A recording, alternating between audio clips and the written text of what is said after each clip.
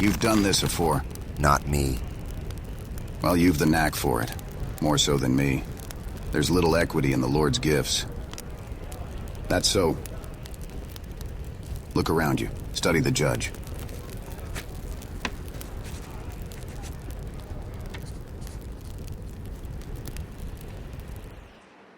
I done studied him. Mayhaps he ain't to your liking. Fair enough. But the man's a hand at anything. Why, I've never seen him turn to a task but what he didn't prove clever at.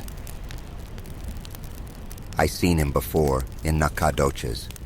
Every man in the company claims to have encountered that sooty-souled rascal in some other place. When we come upon the judge, he was setting on a rock out in the wilderness by his single self. Aye, and there was no other rocks. Just the one. Irving said he'd brung it with him. I said it was a mere stone, for to mark him out of the nothing at all. He speaks Dutch. He does, for I heard him do it. We cut a parcel of crazy pilgrims down off the Llano, and the old man in the lead of them, he spoke right up in Dutch like we was all of us in Dutchland, and the judge give him right back. Glanton come near to falling off his horse. We none of us knew him to speak it. Asked where he learned it. Know what he said? Said, off a Dutchman. I couldn't have learned it off a 10 Dutchmen. What about you? No. Gifts of the Almighty are weighed and parceled in a scale peculiar to himself. It's no fair accounting, and I don't doubt but what he'd be the first to admit it, if you put the query to him boldface. Who? The Almighty, lad. The Almighty. That great hairless thing. You wouldn't think to look at him that he could outdance the devil himself, now would ye? God, the man is a dancer. You'll not take that away from him. And fiddle? Greatest fiddler I ever heard, and that's an end on it.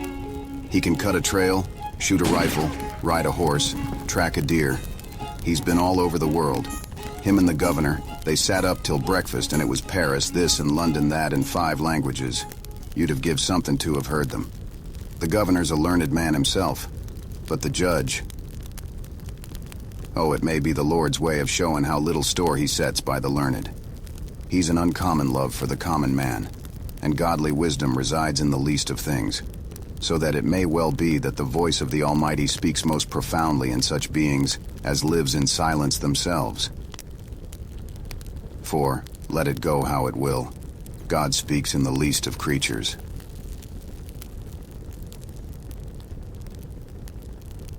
No man is give leave of that voice.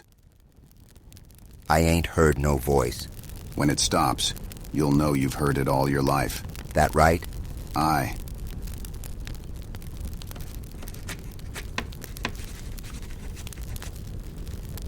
And the judge? Does the voice speak to him?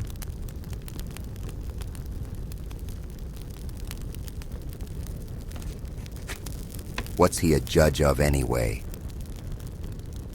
Hush now, lad. Man'll hear ye. He's ears like a fox.